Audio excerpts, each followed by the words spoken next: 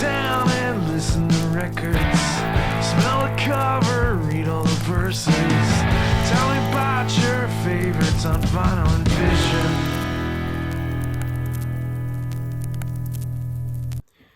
Hey folks, thanks for tuning in to the latest episode of Vinyl and Vision. Here we are with episode 122. Today's very special guest is Laura Larson. I'm going to try to get through this kind of quick because I don't want to take too long here. But Laura Larson hails from Minneapolis, Minnesota. Absolutely wonderful songwriter. She's currently in the band Scrunchies. They are releasing a brand new record called Colossal. Comes out on August 23rd on Learning Curve Records. It is currently in vinyl pre-order status, I'm pretty sure. It will also be available on CD and cassette, I think, too, actually. And digital, of course. So I will provide links to all those things if you're interested in picking up a copy. I encourage you to do so because it's a great record.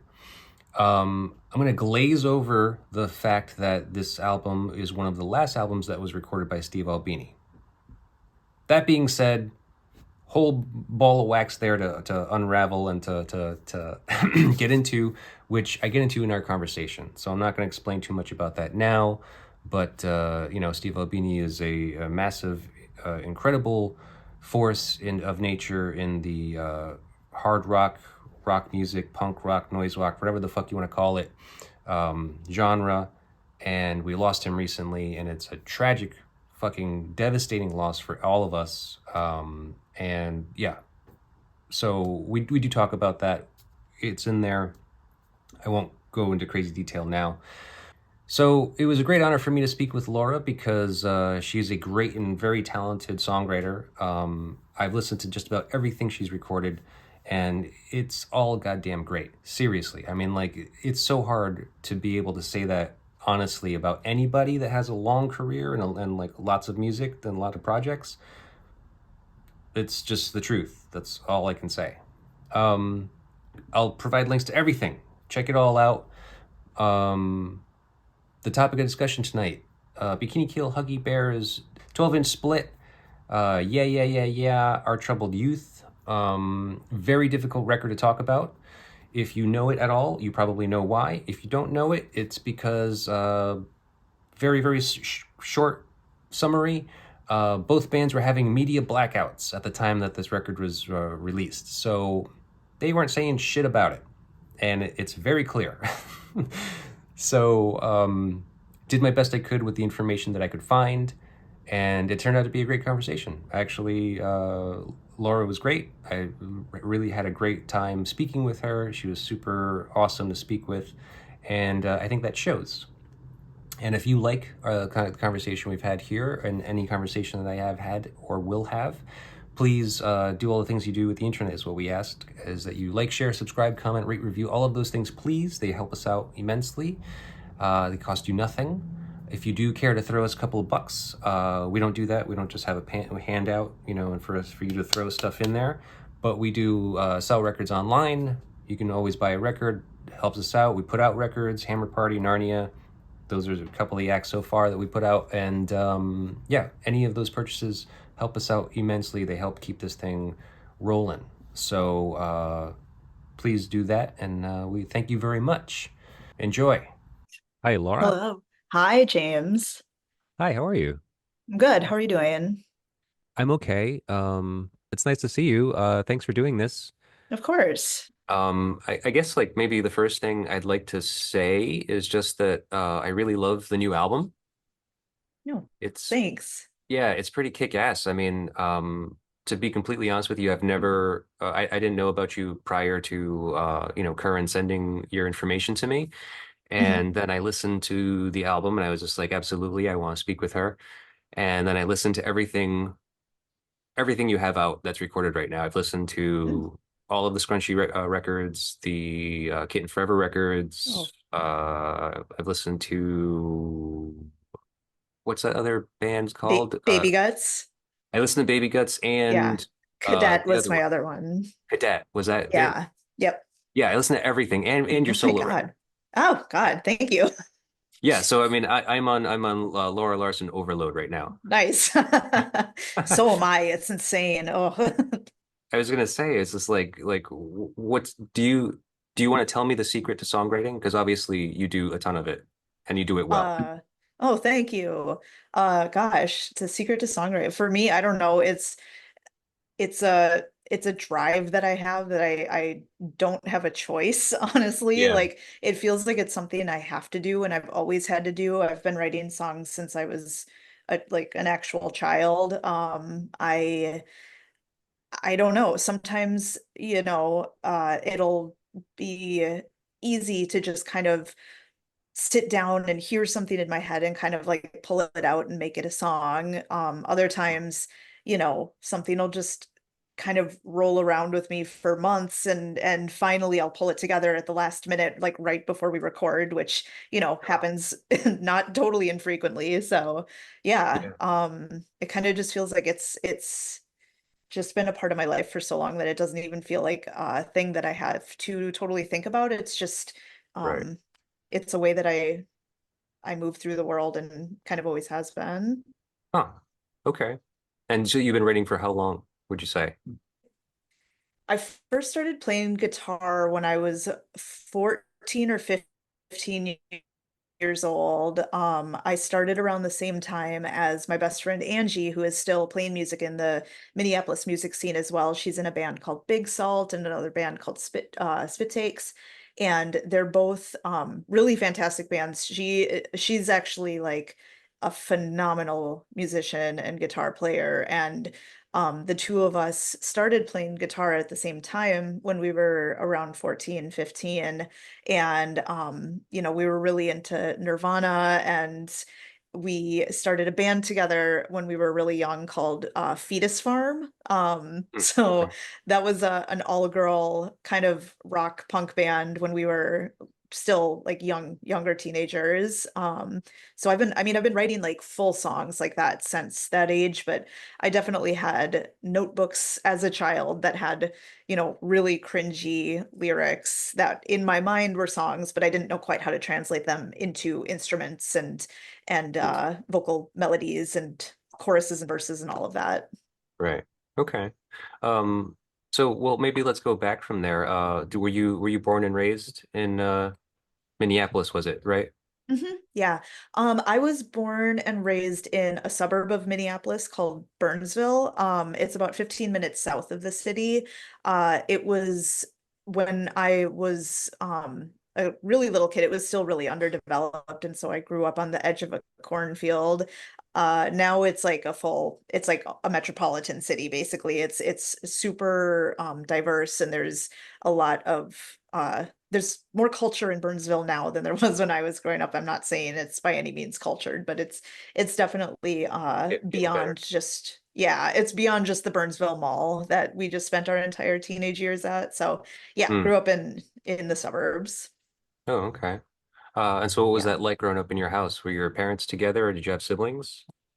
I have a younger sister that is 3 years younger than I, and my parents stayed together until I was 24 when they got divorced. That's So nice of them to yeah, do that for you. oh yeah, isn't that sweet? Just, even if you don't totally love your marriage, you might as well just stay in it until the kids are well out of the house. Right. But yeah, they just kind of real working class blue collar family. Like my mom worked part-time retail jobs and my dad worked at a factory. So that's just kind of, what my upbringing was like out there. Really conservative family growing up.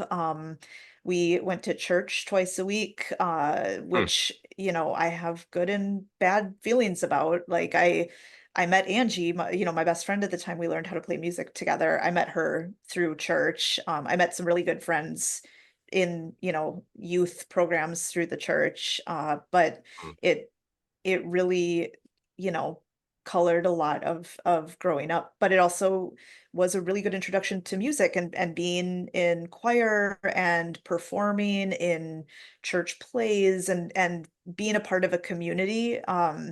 Despite what I think about religion and church and all of that stuff now, I really do think that there was some good in it for me growing up.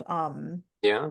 Is even that though where it like was, where you got started in music? Because I mean, you're saying obviously that, there was a lot of like musicality that was coming through it. Like, is that where Mhm. you kind of got your start? I would say yeah, probably. I think it was that and a combination of I think I've always been a pretty musically inclined person.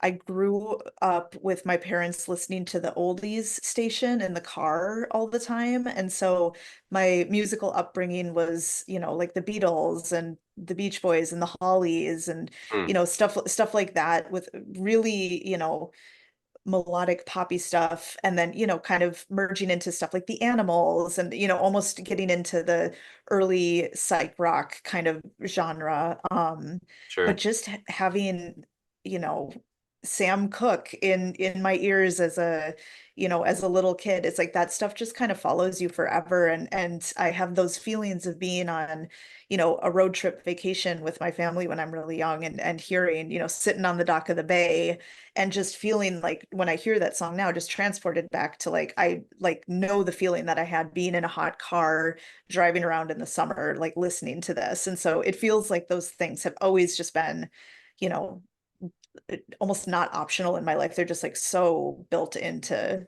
Yeah. everything. Okay. Well, I mean, so aside from that, like what your parents listening to the radio and stuff, I mean, what is like your memories of music in the household? Like were your parents like music purchasers? Like did they buy records or CDs and Yeah. No, not at all. They were not music connoisseurs at all. it was I just the radio? think it was just the radio in the car. And I honestly don't even know if they were like particularly excited about listening to it. It was just kind of what you did. You just get in the car and you turn on the radio. But Right. Yeah. my I think the only vinyl we had when I was growing up, or the only CDs or anything like that, were like Amy Grant, Christian superstar Amy Grant, Hmm. and my mom really liked the Carpenters. And so whenever there was a cleaning day at the house, like Saturday, put on the Carpenters and start scrubbing the floors kind of thing. So for a really long time, I had just a total aversion to the Carpenters, Sure. just because it was so associated with like, it's cleaning day or whatever. But I Yeah. have grown to really like the Carpenters now. So. Sure. Yeah. Well, so then, when do you think like you started developing an affinity or an ear for music? Mhm. Like when did you want to Mhm. start listening to something on your own, or did somebody turn you on to something that, kind of like changed things for you? Yeah. Um, I can, f- I, f- I think the very first time that I felt a visceral, like almost physical reaction to music was a tape that I had that was put out by Disney called Minnie and Me. And it was a narrative tape that was about a girl in a neighborhood who had a slumber party with her friends.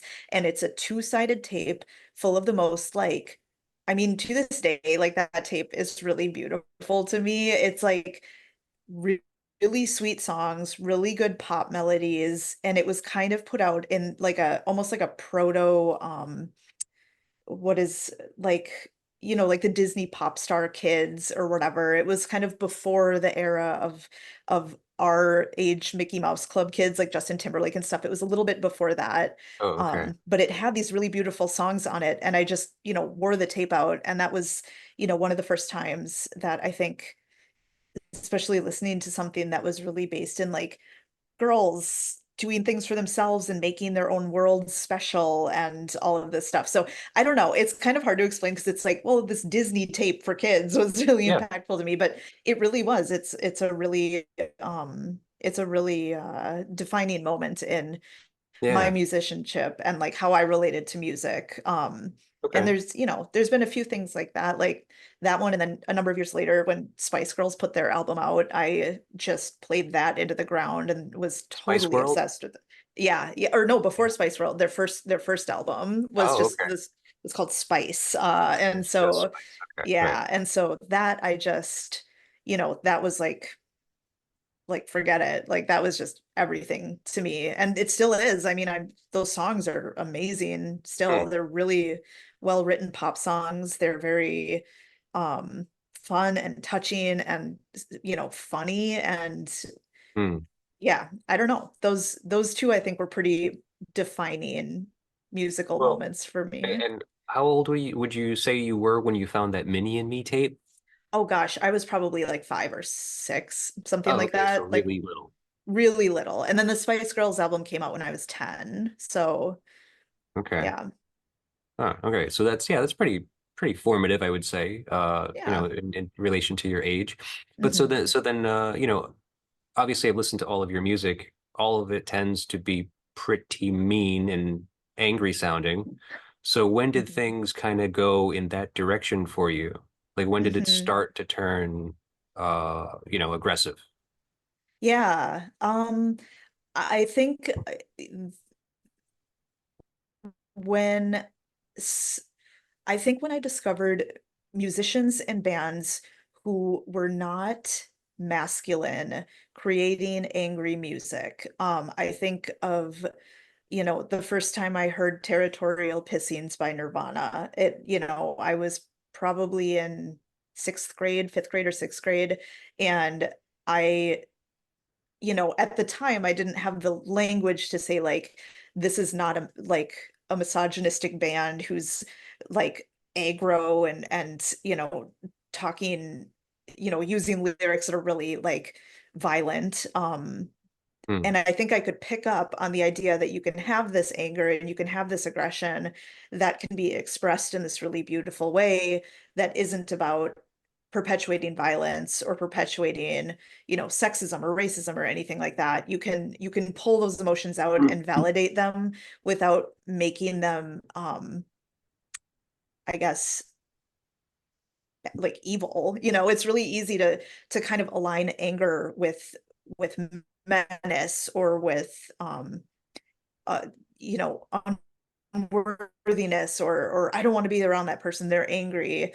But I think knowing that there were these examples of people who were righteously angry about things and Hmm. were able to express them in a way that made me feel really excited and like passionate, I think that's where this sort of like anger, I say that in quotes, Yeah. anger kind of was sprouted for me. And I without going too far down like a therapy rabbit hole, I was not a very happy kid. Like I didn't have a really great home life. And so music to me was the thing that was more of an escape and more of a way that I saw emotions expressed outwardly that was not damaging to myself or others or Hmm. um you know was a way to get some of the stuff out of me that I thought was going to be stuck in me forever. So Right. yeah. Okay.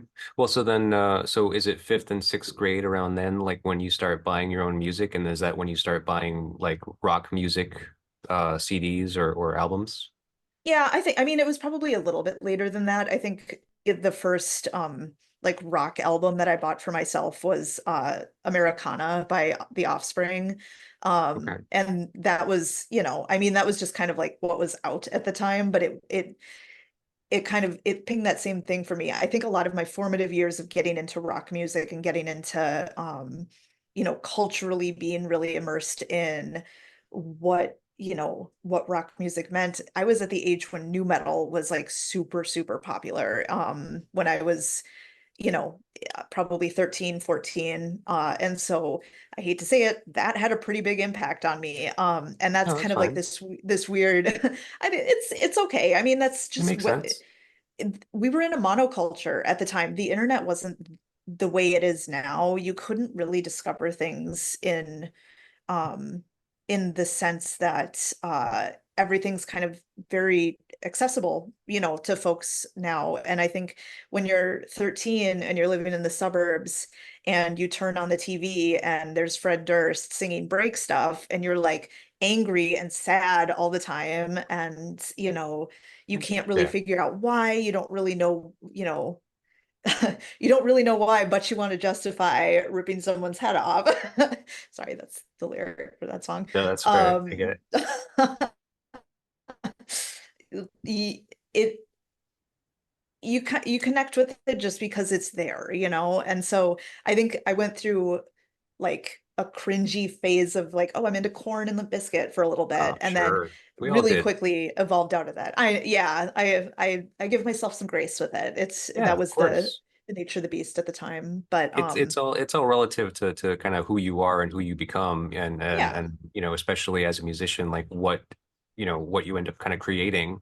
It's all in that pot that kind of helps create what you make. Um, totally. Yep. it's yeah, it can be embarrassing, but everyone's got that. I mean, I talked Mhm. to the folks in Heat Death about Oh, I love System of a them. Down's Toxicity.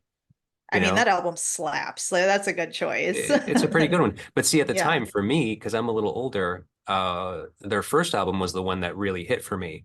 sure. And Yeah. so when I was doing the research for that, I listened to both, obviously, but then I went back to the first one being like, I remember this record. And then Hmm. that one kind of brought all the feels back. I mean, Toxicity, I had already kind of like was morphing out of, the mainstream rock stuff by that point. So Hmm. I didn't really catch much of that one. So, Yeah. but still I good. it is. And I remember when that came out, and that was, I mean, that was like a ride. I think for me that was like, how can people make music like this? This is insane. Like, yeah, but Right. yeah, it's a good one. Okay. Well, so I'm sorry. So going back to your first record that you bought being The Offspring, I Hmm. guess.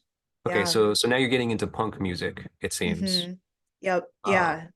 Yep. And so I think Offspring were probably like the first, I don't know, mainstream at the time kind of pop punk band that I got into. And I yeah. think that was kind of like a definitive roadway for a lot of folks where they could have gone down, Rancid and Yeah. Operation Ivy and stuff like that.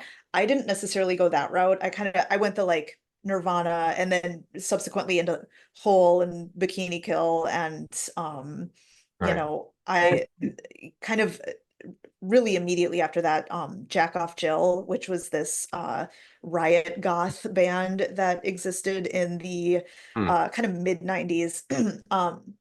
They were on Marilyn Manson's record label, and they were kind of a really defining band for me in that like they showed a very feminine version of the anger that I was trying to access, or Hmm. that I felt, within me. And so I think they had an album called Clear Heart, Gray Flowers that just totally like broke my brain in terms of like what I wanted to do and like what I wanted to be. And that was like a very defining CD that I owned. And my mom snapped it in half because she thought it was satanic. So, I Oh, think there's kind of a bunch of layers with all of that. But let's see. Yeah, well, yeah. that's a tough sell. I mean, Jack Off Jill, that's what it was called, right? Yeah. Yeah, that's a tough one for a Yeah. parent to kind of like swallow, being like, I don't know if Yeah. my kid should just be exposed to this. I know. But mom, you just don't get it. It's cool. Of course, I know, I know. Yeah. I oddly enough haven't had that experience yet. I've been trying to give all these bad things to my kids, and they're just like, we don't want to have anything to do with this. You got to let them find it themselves first. And I then you got guess to so. pretend like you're like, no, no, no. And then off to the side, you're like, yes, they did it. Yeah, well, they don't like anything I like. I No, mean, like, what's I that don't mind what about? they like. Like, what they like is fine. Like, but it's just What not are what anything. are they liking? What are your kids liking right now? My oldest is getting into like, well, he likes like weird electronic music. I mean, for the most part, he likes things that seem kind of like soundtrack like video game music type of style stuff, like so it's kind Mhm. of like I don't know a good way to describe it, but he has gotten into like Kanye West recently, Oh, and I was just interesting. like, I don't really know if I Yeah. like that so much. Yeah.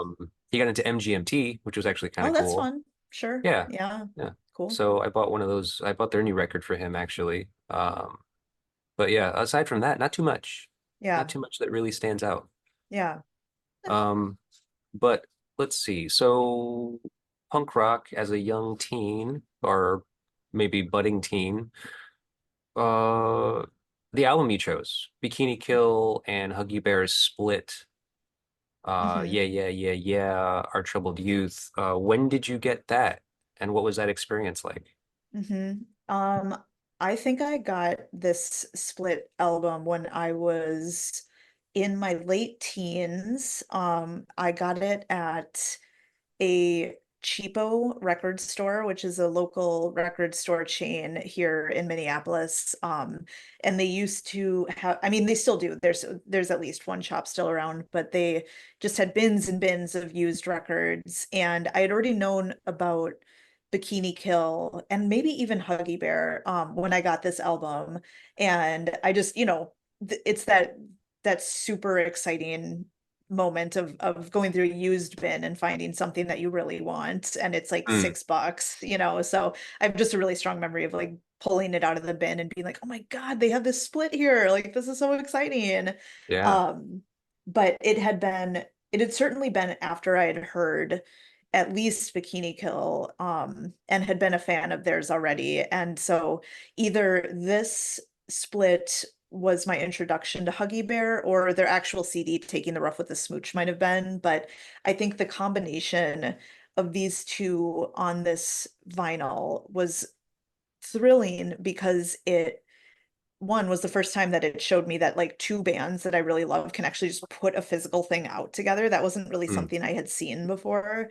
Yeah. And then also to just have, you know, two like similar enough but very disparate voices on both sides of this album, and having it, you know, be a collaboration that was between an American band and a European band, um was, just I think even at the time really mind-blowing, because it just didn't again, it wasn't something I'd ever really seen like that before.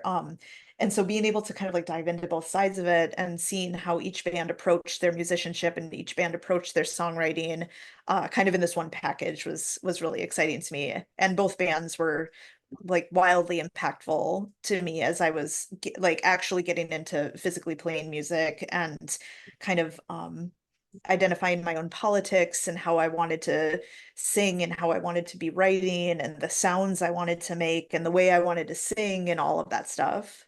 Hmm. Okay. And I forget, how old were you when you found it, did you say? I was probably late teens, so Late like teens. somewhere 17, 18, something Okay. like that. Yeah. Huh. That's cool. I guess you were kind of like moving towards this kind of realization about, the ability that music can have, I guess, right? Like, as a budding musician, like you hadn't really been in a band by this point, right? I think by this point I had been in that Fetus Farm band. I definitely did Okay. Fetus Farm before I had gotten this album. Okay. But it was definitely before, I think it was probably right around the time I was starting Baby Guts, because Huggy Bear was a really, I mean Bikini Kill too, but Huggy Bear was a huge influence on Hmm. me and Taylor, who was the bass player in Baby Guts, and how we wrote music and how we wanted our vocals to kind of go back and forth, being male and female vocals. And so yeah, I think it was, yeah, when Baby Guts was starting was when I picked this one up. Hmm. Okay. Yeah, I think I could hear that. Yeah. Mhm. Uh, so you said you already kind of knew about Bikini Kill, like where you were already a fan by that point?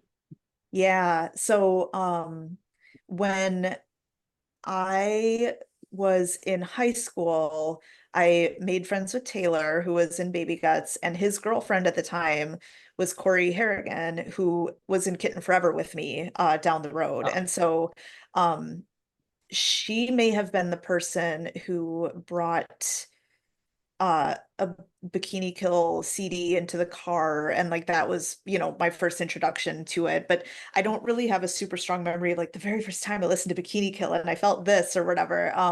But I just think, it again, this is one of those like Nirvana pipeline things where if you listen Yeah. to Nirvana and you're really obsessed with Nirvana, you read everything that Kurt Cobain has to say about other bands, and one of the other bands that he talked about was Bikini Kill. And so, you know along with like the raincoats and the slits and all of that stuff, Bikini Kill being on like Kurt Cobain lists was, Yeah. I was like, oh, well then I'm gonna listen to that because Kurt Cobain listened to it. And so Right. that's, somewhere in that mishmash of that really exciting period where you're getting into like one band and it just explodes into 1,000 bands. Bikini Kill's in there somewhere for me. Yeah, for sure. That makes sense. I mean, I did the same. I was obsessed with Nirvana too. They were probably Mhm. one of the first, like punk bands that I Yep, ever was turned on to. And yeah, totally. same thing because he was so good at that. I mean, it's just such a great resource to have like a famous musician that you really latch onto and really Yeah. admire that just tells you about everything that they love. And yeah, you Yeah. just go down those rabbit holes, and it's great. Yep. And that was when, again, there wasn't social media or the internet to kind of be like, and this is what happens when you run out of this album on Spotify. It starts playing this thing that sounds kind of like it, and then you get into that. And don't get me wrong, I'm thrilled that these like tools exist. I'm not thrilled with Spotify, but I'm Yeah, thrilled that these systems exist now. So it's not like, you have to pull your catalog number out of a pamphlet that you find, tucked in the CD case out of the used bin or whatever. But right. I mean, Kurt Cobain kind of talking about like all these other bands and uplifting, all these other bands, especially female bands, especially, feminist political ideology focused bands. Really colored the way that I try to approach being a musician now too, where I really want to be able to give credit where credit's due or give props to, a band smaller than ours or a band that's, friends of ours who, are running on a different path than us. I want to give those shout outs and also, recognize that there are elders that came before us that also did this, and it's really important for us to kind of continue that tradition of making sure that we're all kind of, calling each other out in a good way, and Yeah, making sure that sure. we're all being heard. Right. Well, I was actually would like to wanted to ask you about that because you're from an area that I am not familiar with. I think music scenes are very interesting. So I kind of wanted to know from your perspective, like what is your music scene like currently and Mhm. like how do you feel about it? Yeah. Our music scene right now is pretty great. I think Minneapolis is a funny place in that, where are you from? Rhode Island.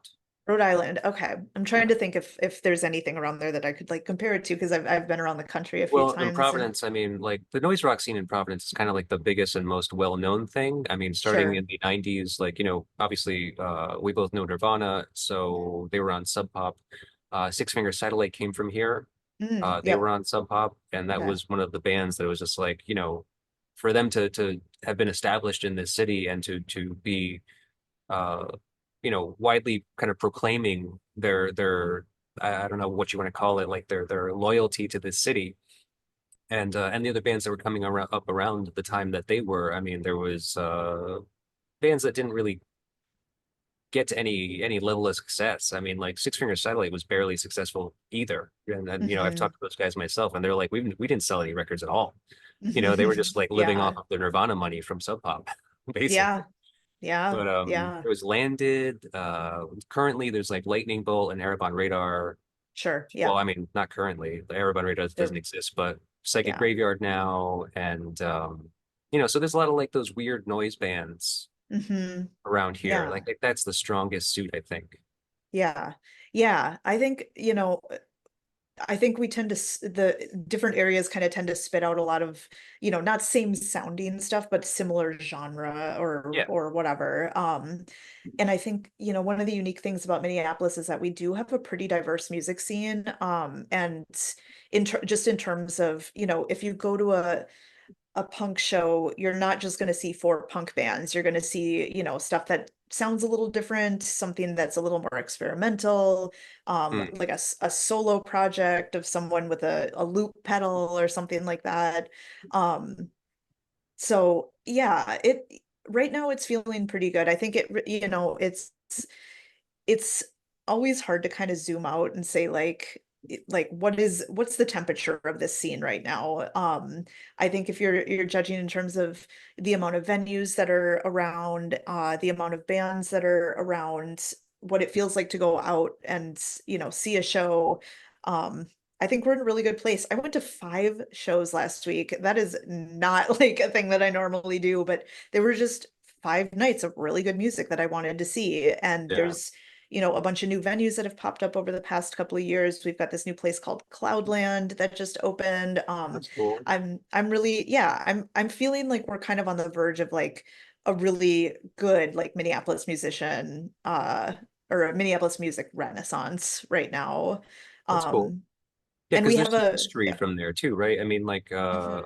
is it? Am I thinking of the right place? But weren't the replacements from there? Wasn't Twin Yep. Tone from there? Yep. Replacements, Twin Tone, Husker Du, Babes in Yeah. Toyland, which never really get mentioned in those big rocker lists. Oh yeah, yeah. You'll That's get like cool. Semisonic and all of that, and like Bob Dylan or whatever. But Babes in Toyland, that's another like huge influential band, and Sure. they made a huge impact at the time as well.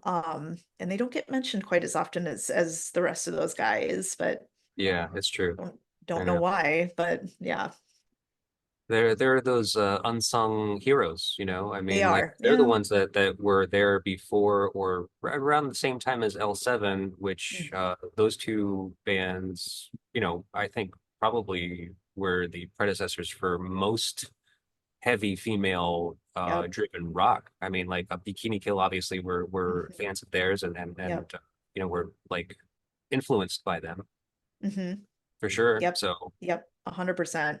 When Kitten Forever started, when we were kind of like talking about what kind of band we wanted to be, we really were just like, we want to be a disgusting L7 type band. Like we want to just like be really grungy and just, be kind of like nasty and like whatever. And it evolved into what Kitten Forever is, which is, kind of that, but also just cute, cute and fun and yeah, party girls or whatever. yeah, But yeah, sure. I mean, everyone wants to be L7. Have you seen them? They're amazing. Yeah. They're fun. They clearly love each other. They clearly love rocking. Like, yeah, Mm. they're great. They were actually my first show. Oh, really? Oh, Yeah. that's so awesome. I- L7, they were right in the middle between Wool, who I don't know where they went mhm, off to. They kind of, some people know who they are, I don't know. And yeah. opening for the Melvins. Oh, nice. Yeah, Yeah. classic. Yeah. Classic. That was my first I show. s- It was like 97, I want to say. that's pretty good. Yeah. I saw L7 just a couple years ago here in Minneapolis at First Ave, and ooh, they can still really bring a good show. Like that was fun, like so fun. Yeah. So yeah, that's not, they are a great band. I think bucket list, I would love to tour with them. I would love to go on, even a short run opening for L7. That would just, oh, All that'd be right. the We'll see what dream. we can do then. Yeah. Please, thank you. Of course. Well, so what about Bikini Kill? I mean, so they just reunited recently. So have you seen them yet? I've seen them a lot. Yeah. We traveled out to New York when they first did those first two Brooklyn shows when they first reunited, and we got tickets to Oh, see both of them. And so wow. it Okay. was me and the girls in Kitten Forever and Danielle, my drummer in Scrunchies, and we all went out to New York and saw those first two shows. And then since then I think I've seen them at least one or two other times here in Minneapolis as well. Yeah. Yeah, they're a don't miss kind of band. They're very fun. Sure, sure. I mean, legends, really. Oh Yeah. yeah. So, I mean, what are the chances do you think of trying to get an opening slot for them? That opening for Bikini Kill was absolutely a dream of mine for a really long time, and I obviously would die to do it. I'd drop everything in a heartbeat. But I think what's really incredible about them is that they're really doing the work in finding local bands in the cities that they're playing that are young, feminist, diverse bands. And I think for me, I almost feel like I've gotten to go on tour with Babes in Toyland with Kitten Forever a few years ago. I've gotten to tour with Built to Spill. I've gotten to play, some shows with some really big bands that mean a whole lot to me. And this almost just feels like a thing that I almost could let go and say like I appreciate what they're doing so much that I almost don't feel like I need that anymore. Like I just want to Hmm. see these other bands get to have that experience and get to feel like, oh my God, like this amazing iconic band is having us open for them. Because I Sure. feel like I've had a little bit of that. I mean, I would obviously say yes and still do it, but Yeah. I love that they've got like the Linda Lindas and like Big Joni and stuff like that. So I think Sure. good on them. They're finding the bands that are working for them, and I think they're doing it well. Well, because I was going to say, don't you have like a little bit of an in there? Can't you like maybe talk to Sonny about making that happen? Maybe. Maybe, I don't know. Stuff like that is we could probably be like do a little like please, please, please. Or just But just I to don't if pass them the music, just to make sure that the record kind of passes by them so they could just hear it, right? Because it's a no, good yeah, record, first and foremost. thanks. So Yeah, secondly, and then, I think it's something that is in all of us that we want people that inspire us to kind of hear the stuff that we're making that we're proud of so that yeah, they can hopefully just acknowledge it, just know that it's there and just, yeah, just hear, oh, that was a good job, kid. Like just once yeah. in our life. That would be great. Oh, totally. Yeah. No, I agree with that. Yeah, it is Okay. really nice to get those seen mom pat on the head kind of Yeah, thing. sure. Yeah. Um, so let's see. We should probably start talking about this record. I've had a really hard time with this record. Just to let you know. Yeah. I don't know if you. Sorry. Well, I mean, you know a little bit about the history of this record, I imagine. A little bit, yeah. Okay. What do you know about Huggy Bear? Okay, Huggy Bear is a band from the UK. They're Right. from Brighton, I believe. Ah, shit. They yeah, I I'm might be already wrong. stumped. They are a band that you can't really find too much information about because they intentionally withheld a lot of their information from the mainstream press, including their full names. They Right. didn't often get their photo taken. They didn't really do very many interviews, if any. And they had a Yeah. really kind of choppy musical career. Like they put out a weird um their first album is really strange and kind of inaccessible, and then they did a handful of 7 inches, the split with Bikini Kill, Hmm. and then they put out this album that truthfully is almost more defining for me than the actual split is, called Taking the Rough with the Smooch, and it is an album that is it's it has actual songs on it, but then it's interspersed with these spoken word kind of poetry things, Hmm. which normally is not really my bag, but it works really well with this album. Okay. And so that I think would probably be, despite having spoken word on it, their most accessible album. It's probably their most popular album. And then like a number of years later, they put out a final album that's like a full length called Weaponry Listens to Love that truthfully isn't, it's nothing to write home about, frankly, but Hmm. Okay. yeah, so they had a really kind of bombastic existence in the UK for a number of years during the 90s, and then as bands do, just sort of, petered out or whatever. But Yeah. they were one of the things that folks might recognize them most from is that they were on The Word, which is that UK kind of like pop late night television show where they had bands play live. Like there's a really good one of L7 playing on The Word. Oh yeah. There's one of Nirvana on there. Yeah. Just iconic stuff, really good. The Huggy Bear one is a total disaster and almost unlistenable. But it's almost unwatchable too, because whoever was editing this thing really loved camera jumps, and just like every beat of the song is like cut, cut, cut, cut, and Yeah. it's super hard to watch. And the guitar is just like squealing the entire time, where you like almost can't even hear the vocals because it's just like that ear just splitting, screeching noise, and it's Right. just chaos. They play badly. It doesn't sound good, but the energy is just so insane that it's just like it just is punk. Like you look at that and you're Sure. like, this band is it. Like they know that this is bad, and they're doing it with this intentionality that feels very validating Yeah. to a world of perfectionism and you know having everything fall into its place and stuff like that. So Right. Yeah, yeah. very much against the mainstream, like anything else that Mhm. you might find on TV. I mean, England was kind of different for that. I mean, like, Yes. since the way back, since like the old gray whistle test and stuff, they have been, kind of pioneers of like, introducing interesting music in the rock Hmm. realm to the general public. Well, okay, so you understand my frustration with not being able to find a fucking thing about Huggy Yeah. Bear. I Yes. mean, it was like, I don't know if you know what I do here, but I mean, I do my best to do research about these records and find out any information about them that I can. And there was like nothing, I nothing. left you really, really high and dry here. Very Yeah. much so, yeah. I mean, and Yeah. they did really too. And I don't Mhm. know. I mean, like, I have to ask like, I just have to, Rhetorical. just a random question. I'm not really asking you to answer it, but I mean, do you think Huggy Bear didn't want to be found? Do you think that they wanted to just kind of like just be wiped off of the face of existence?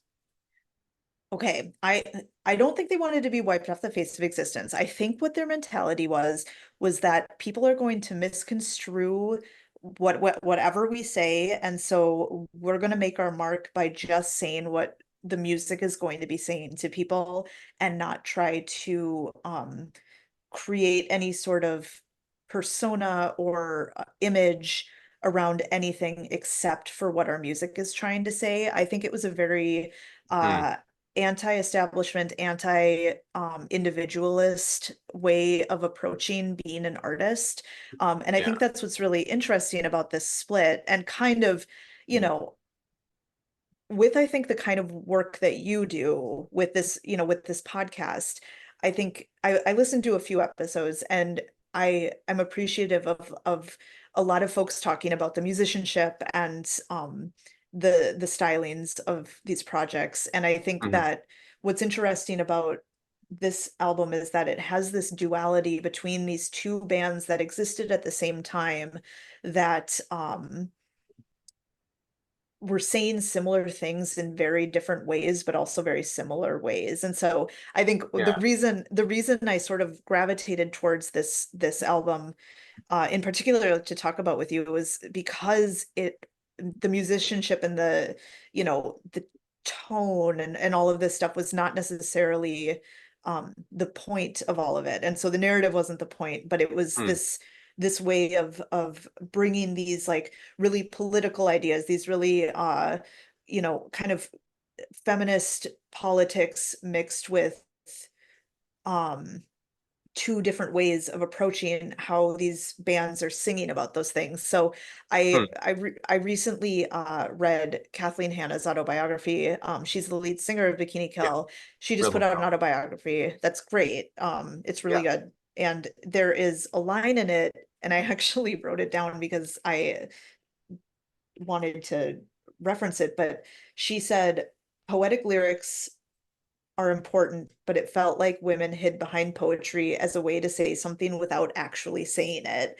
And I take umbrage with that quote because I think that, especially with this split, it shows that you can have Bikini Kill who are writing really um almost, I mean, they're poetic, but blatant, pretty straightforward Yeah. lyrics. And then you Very have much. Huggy Bear who's writing these like really avant-garde, really surreal, bizarre lyrics that you couldn't Yeah. necessarily point to and say, this is a feminist anthem, but it is. It's just Yeah. not the kind of feminist anthem that you would expect. And so I think kind of having that juxtaposition of those two bands Yeah. um is kind of a cool Hmm. angle for this one.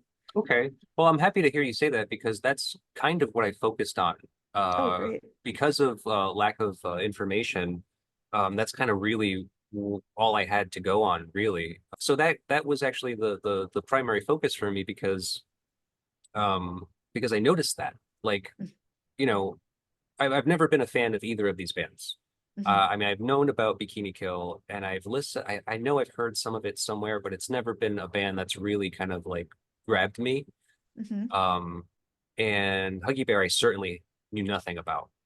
So, as I was getting into some of the research, I listened to this first, and after a few listens, I think that's when it kind of hit me. Whereas it's like Bikini Kill is like, first of all, the sound quality kind of is a little grating, and I mhm. think Oh that the band yeah. will say that themselves. That, like, they don't Yep. talk about this album very much, but No. I think what the consensus is that it wasn't really a great production. It was kind of thrown together very quickly. Mhm. Um, I would say that it's probably like a really good demo. Yeah. Yeah, Um, which it kind of basically was. This album ended up as half of the songs on the CD version of their first two records, which is kind of commonly seen as Bikini Kill's first album, sort of, yeah, or their right. first full length, I guess. But yeah, it is not auditory Yeah, goodness. it's kind of a It's sonic painful. friggin' Yep. I don't know, nightmare really. Yeah. But you know, but it comes across, the energy comes across, the message comes Hmm. across, and very clearly. I mean, Kathleen Hanna's lyrics are like you were saying, very blatant, you know, and Hmm. so for me, as a talking point, I was almost hesitant and kind of like a little intimidated to try to speak about these songs as a you know man and a woman. I mean, you identify as female, correct? Hmm. Yeah. So there's that give and take of like, you know, I need to see things from your perspective and I want to show you things from my perspective as well, type thing, right? Hmm. And I didn't want to have that conversation at all. Like because I'm not I'm not interested in that. It's to say I feel like that's Yeah. just like, you know, I don't know. It's too there's too much there. Um It's hard. It's a hard conversation to have. yeah. And I, as someone who's been having these conversations for a really long time, it doesn't really get any easier. And I think, we as humans are pretty bad about seeing the gray area in things and about seeing nuance and about giving each other grace. Mm, I think, and when you get into conversations about feminism, especially ones that are coming with, a cover that looks like this and, mhm, lyrics that sound like that and a tone that, feels really aggressive. right. I I understand that that's like something that is really difficult to stomach and like to find um a neutral stance of having a discussion about. Right. And I know that that is not going to be all feminists way of approaching stuff like that. I do know there are going to be some feminists who are like, this isn't even up for discussion, like this is my anger and that's valid enough, in which case that's fine, that's totally Right. fine with me. I Absolutely. I think I have the capacity to talk about stuff like that a little more sometimes, and so I'm really comfortable, saying like this album, and in particular the Bikini Kill side, is really aggressive. It is really assertive.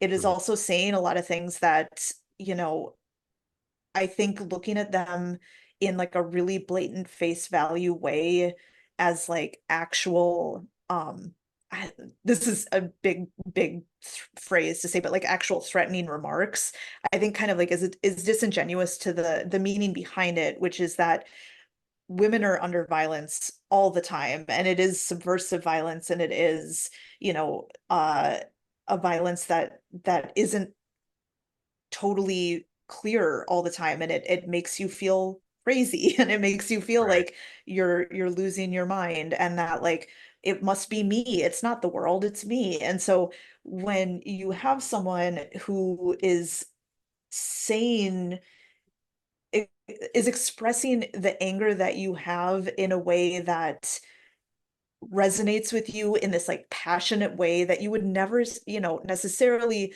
say like, okay, I'm going to take this like, you know, really blatant kind of like rude lyric and just say like, this is my new like brand forever or something. Like, Mhm, I think you can identify with these things, you can believe these things to like a certain extent too, but I think, what is impactful for people, and in particular women with Bikini Kill, is that she's channeling a feeling and an anger and a sadness and a scarcity mindset and, a fear that exists in all of us, and is pulling that out and making something powerful out of it.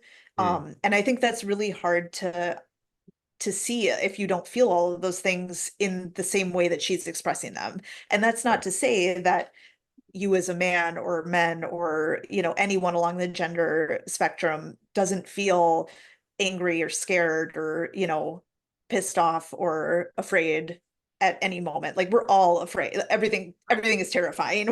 We're definitely all scared forever, and it's really Sure. bad. But That's true. I think but I think, the socialization of women is really, it it makes it feel like it's not okay for us to be angry, and it's not okay to have a feeling about these things, and it's not okay to be scared, and it's not okay to, you know, write lyrics that feel really bombastic because we have this perception that we're supposed to be kind and making everybody feel okay and making everybody feel comfortable. And when we're not doing that anymore, it's really hard to, you know, it's hard for people to reconcile with that because and it's not even just like you want women to be docile. It's like I don't think anyone's saying like all women need to be completely complacent and in the kitchen barefoot. But I think with stuff like this, it's really hard to be able to express that like this is a valid emotion being expressed, Yeah. validated, and it's okay if you don't totally like that or get that,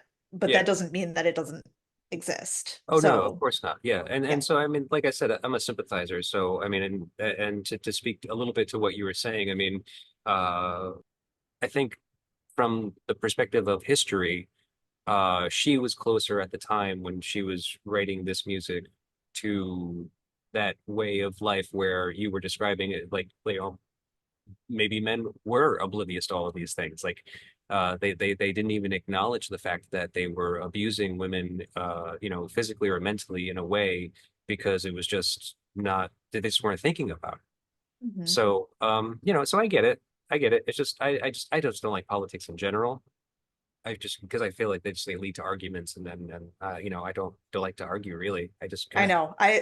I'll say this. I don't like arguing either. I'm a total non-confrontational person. I don't like, you know, causing a stink if I don't have to. Like it always except stresses when me you're on out. stage, it seems, obviously. Well, that's where that's where you can express those things and, Right.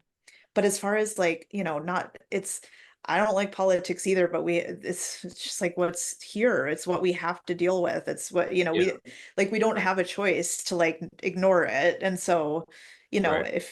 if the world is going to constantly be trying to hold you down and push you down and confuse you or make you afraid, then you have to meet it back with an energy that is coming from a place of positivity and joy. And even if that sounds really angry, I can attest that like not all anger is coming from a like hateful place. And I Hmm. think that like is where Frustration. a lot, yeah, it's frustration. It's a look at the injustices of the world and the injustices not only happening to ourselves but to each other and to people in other countries, to people within our own country, uh and just looking at that and saying like it's not that I'm hateful towards the people doing, I mean some of them, it's Sure. pretty easy to be Some deserve hateful, it. but some deserve it, but like that anger is not constantly coming from like fuck you, like hey I hate you, bleh. It's like Right. it's coming from a place of like I have so much inside me that needs to come out because I see all of this stuff happening and it feels impossible to overcome without standing in front of a microphone and just hollering my head off. And Right. so, my old bands in particular really had a lot of all of the press that I've gotten as I've been, coming of age in the music scene and growing up in the music scene have been like, Laura's angry. Laura's so angry. She's so angry. She's yelling, she's screaming, like all of this stuff. But then at the same, in the same article, the title would be what makes Laura Larson scream, or like someone at a show asking me if I was jailbait when I was like, 17 or 18 years old, like playing at a Hmm. punk show. And it's just stuff like that. It's like, well, of course there's this anger inside of me, but it's like this is how I express myself. This is how bands like Bikini Kill have express themselves, and it like really resonates with people who feel these things too. And that's really important to me, is that I think just making sure that other people, especially queer people, especially women, are feeling like that anger is validated and they're not just being crazy. Yeah. Right. Well, considering we're kind of at this point in our conversation, can I ask you a question? So I found this statement on Bikini Kill's website, and it said that Bikini Kill believed that if all girls started bands, the world would change. They actively encouraged women and girls to start bands as means of cultural resistance. So, in your opinion, like, what do you think that change looks like if they were to succeed? I think shows would feel safer. than they have. I certainly think that shows have felt safer than they used to feel, even in my generation of growing up, going to shows and playing shows. I think that there would be a lot more diversity in terms of the people playing music and who's allowed in and who's not. I think that there would be a lot more community and being able to support each other without feeling like there's only so much of praise or press or anything like that to go around. I think Hmm. that's a really big thing in the music scene for queer women or queer people and women and people of color too, I think of like, oh, Yeah. well, this other band made it, and so now we can't. But that's never really a thing for all, bands that are just all men, that's it never feels like it's a competition of like, okay, who's got the shiny gold star today? Because it's not us. And if Hmm. it's not us, there's only one band that has it. It feels like there's kind of when there's a scarcity mindset like that, it feels like it's just perpetuated throughout the entire scene, and then it feels like none of us are getting our praise. So I think if there was more girls, if more femmes, more weirdos and queer kids and all of that stuff in the music scene, I have to wonder if that kind of mentality would go away, because it wouldn't feel like, oh, there's still less than 50% of us are doing this. Like, there's only so much elevation that we can get from the projects that we have. Hmm. Okay. Um, Another kind of point I'd like to kind of get onto is that so I was reading a lot about Bikini Kill and Kathleen Hanna specifically. I read most of her book actually. Hmm. Um, so let's see, Kathleen was studying photography at Evergreen State College, and that's kind of where she met the other women that were in her band. So she was experimenting with spoken word poetry, and at the time, she met and interviewed one of her heroes, Kathy Acker, Hmm. right? Yep. So who at the time says to her that she shouldn't waste her time with spoken word because, quote, no one likes spoken word, but quote, there's more of a community for musicians than writers. You should be in a band. Um, can you tell me if there was someone that inspired you to start making music? It was I honestly, I don't think I'd be playing music if that my friend Angie didn't start playing at the same time as me. I think, Yeah. she was my soulmate at the time, and she was the reason why I started playing guitar and why I wanted to get better. I think it was her and Kurt Cobain. I gotta say, like, I think those were the top two where I was like, these are the people influencing me to be in these bands. Hmm. I've Was certainly had elders as mentors, but there was a youth center that I grew up in, going to, called the Garage in Burnsville. And there one of the women working there was the most like accepting, cool, like women in charge of a youth center that could that could exist. Like, she really shaped how I wanted to play music. She was so encouraging. She wasn't in a band herself. She never really did anything like that, but she saw the potential and the like passion that we had as younger people, and she really made sure that like the path was clear for us to do hmm. that. Oh, cool. Was there something else that you were interested in or wanted to do prior to music? Like if you didn't get into involved in music? I mean, I've always been a visual artist as well. Oh, that's I right. do paintings, and I yeah, just other random stuff like that, but none of them have been, I didn't go to college. I didn't let it go, I don't have a degree in anything. I don't think that there's anything that I would have done that was different than this, honestly. Like, Hmm. there Okay. wasn't really a different path that I was going down. I think it was always going to be, having a day job and then being able to play rock music And make art, all and make like art. yeah, music, Yeah. visual, whatever it is. Yeah. Yeah, totally. Okay. So you've always just been an artist. I guess so. Yeah. Yeah. You're one of those types. That's fine. I've never been to college either. There's nothing else I know really. Yeah. Yeah. This is what we do, and yeah, I don't have any debt for that. So Oh, thank God. Yeah, right. That's not bad. Yeah, yeah, not bad at Um, all.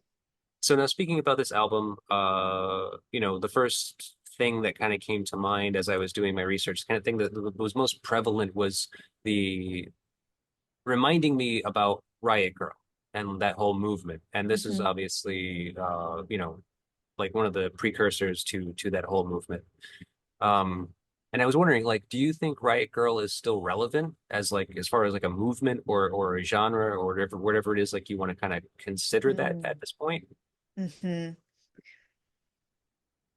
Yes and no. I think that Riot Girl as a movement is still culturally reverberating throughout the music scene. Like there would be no Kitten Forever, Baby Guts, Cadet, Scrunchies, anything like that without Riot Girl. Right.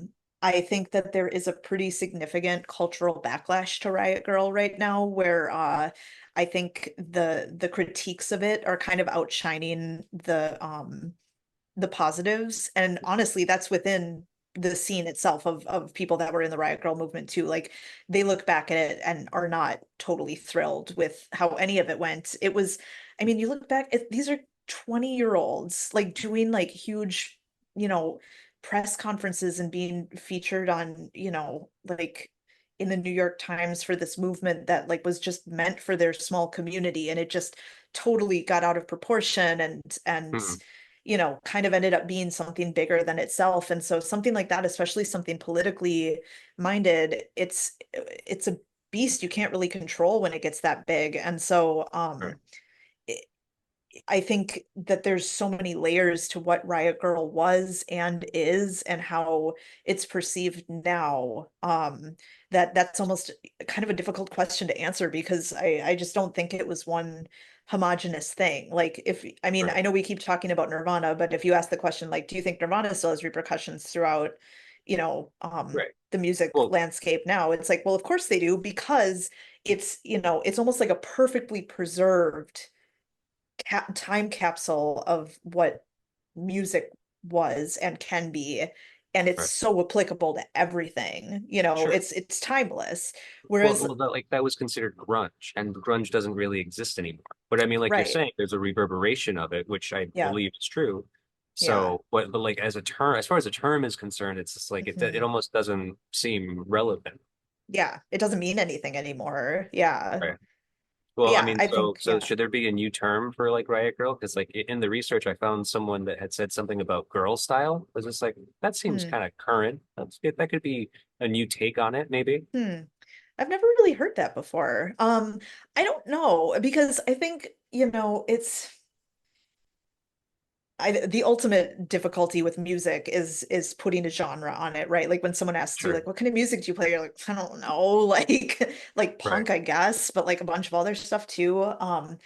Yeah. I think a phrase to sum up Riot Girl would it just wouldn't be applicable to anybody that exists right now outside of one band to the next. So, if someone I there was a phrase, bubble grunge, that was coming up a couple of years ago that I was kind of into. But it Huh. was kind of this new, kind of I think we were maybe considered like a bubble grunge band, where I think it's Yeah. like heavy music with some like pop elements or something like that. Right. Very Um, danceable, very bouncy kind of. yeah, Yeah. totally. Like I just don't know if that was something that was applicable to us, if a band we played a show with would have it be applicable to them. So yeah, I don't Yeah. know. I kind of don't think Yeah. I don't think It's a we problem. I don't think I have the stomach for another phrase and category at this point. Right. Yeah. I mean, that's the problem with labels is that, there are so many people now. I mean, I think that everything essentially falls between all of these slots. They don't just fit right into it, and so it's Mhm. it's it's kind of irrelevant, but I mean, I just kind of wanted to get a take on what like Riot Girl is today, kind of. Yeah. So let's see. As far as getting into this album is concerned, I didn't really write down anything for any of these songs. The album starts with the Bikini Kill side, and it starts with the song White Boy. Hmm. Um, as we were saying before, all of these songs are so blatant that it just like I don't even need to explain what these songs are. I mean, they're just like they're right there. I mean, if you look Yeah. up the lyrics, you'll read them and they're pretty clear. Yeah. So I don't really have anything to say about these songs until I get down to Rebel Girl, Hmm. which obviously it seems like it's the anthem for Hmm. almost the entire movement, let alone like this record. Yep. Yeah. Um, I had this long thing that I had written down about this song, like, this facts I had found about it, about the writing of it. But something else that I kind of want to mention about it was how I heard that Kathleen Hanna had said something along the lines of like sometimes when she sings this song, it makes her feel like she's wearing a cape. Yeah. Uh, That makes sense. yeah, and I imagine that meaning because of the power and the positivity that the song delivers. I mean, she feels like a superhuman, kind of Hmm. trying to I don't know, maybe crush barriers or whatever, bring all people together and so on and so forth. But I was curious, is there any connection that this statement that I just made to you makes to the context of the title track of your new album, Colossal? Oh. Because the lyrics for your song Colossal goes, the chorus says, "Where do you get where do you go to get colossal?" And I was wondering if that had any relevance or relation to like, this empowerment. Hmm. Hmm. I don't know if that song necessarily totally connects to a sense of empowerment for myself. I think the reference that that is sort of getting at is more the presence that other people can have in your lives being almost larger than life and being so big that there can only be a way to describe it, which is colossal. Hmm. And I think that you know, the lyrics in that particular song, Ride, are a little, despite using that phrase, I think the actual album title, Colossal, is almost a little separate than what the lyrical content sort of implies with that one. But it's Okay. connected in a way. I think we were frankly, trying to kind of come up with something that signified the hugeness of this album. Like it's big. It's a really loud album. We did a little DJ night at a local bar a couple of weeks ago, and interspersed some songs off of this new album on it. And every time one came on, we had to like crank the volume down because it just blew everyone's ear. It just was Yeah. so loud compared to everything else on the mix. Okay. Um, and so we kind of wanted to like have this sort of cheeky, like maybe self-congratulatory kind of like, thing where it's like, oh yeah, this album's huge, it's colossal. And so I think in that way, maybe there is some empowerment in that where you can kind of, be a Yeah. little like strutting around kind of, Okay. cocky a little Yeah. bit. Swagger, sure. Yeah, swagger. Yeah, there you go. Um, well, so that's funny because that you say that. So I only asked that because that maybe is some of the only lyrics that I've been able to process. Mm. Like as far as all of your music is concerned that I've listened to, um, I haven't found any printed lyrics for any of your songs, so I haven't been able to follow along and kind of like know what you're saying. I will have to put them somewhere. I'm pretty proud of my lyrics, honestly. Oh, I don't okay. I don't talk about them too often, just because they are a little more like the Huggy Bear side of this split in that they're a little more poetic and a little more Well, surreal and a little more weird.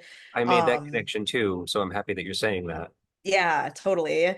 And so, I think for people that really like things in black and white and laid out really clearly with their lyrics, more power to them, but that's just not how I write. And so it's, it's kind of hard to talk about without being like, yeah, I write poetry. And so I think that kind of like, Yeah, is hard for people to totally talk about because I can't, there's not a lot of times I can be like, this song is about this, sure. because it's about a whole lot of things. And sometimes I don't even fully know what it's about yet. So Right. yeah. Okay. Well, so I mean, it just made it difficult for me to kind of understand these songs. I mean, Hmm. like just being able to listen to them the way that I have been able to, I don't know if I've been able to pull anything away lyrically that has been that like, that kind of like pinpointed it being like, oh, I know what that song's about. Like I have none of that for any of your music, Mhm. which is Mm. fine, right? I mean, like Mm. it's, but I mean, so one question is, will your lyrics be printed in the new record? Mhm. Yeah, They will. Okay. And they're printed in all of our records, I think. okay. I don't think we have any that aren't physically printed. I think finding them online might be a little tricky, but I could Yeah. yeah. Yeah. I should Okay. put them up on Bandcamp. I think Bandcamp has the ones for Stunner and Feral Coast on them. Okay. I might not have looked at that, but Yeah. okay. Either way, I mean, I'll find them eventually, and I'll buy the records, as soon as I come across a whole bag of money. Um, Yeah. I can also just send you the lyrics if you're interested in looking at them. yeah, sure. Mhm. Oh, I mean that would be fine. I mean, I'd like to kind of get to know this stuff a little deeper, I guess. Sure. Um, as you were saying about the hugeness of this record, do you think that has anything to do with who was at the helm of it? Yeah, definitely. I mean, yeah, we recorded this one with Steve Albini in October of 2023. Um Okay, we're and as we're recording this, he passed away about a month or 2 months ago at this point. Really unexpectedly. right, It tragic, it's tragic, surprising, awful. right, We're, a whole number of things. We just have immense gratitude for the experience that we had with him in the studio. It was unlike anything I've ever experienced before. It was a total dream come true. It was every cliche that you could ask for with something like that. yeah, It was, yeah, it was great. And the final output is huge. It's so loud. It's exactly what I wanted it to sound like. He totally understood what the vision was and was able to pull it off. And yeah, that definitely is a reference to him giving it that the Albini treatment. yeah, right, right. I Hmm. mean, so that's a great honor in a sense. I mean, like it's a kind of a reluctant honor, I guess you Yeah, can call it, because you happen to be one of these bands that will be one of the last bands he got to record.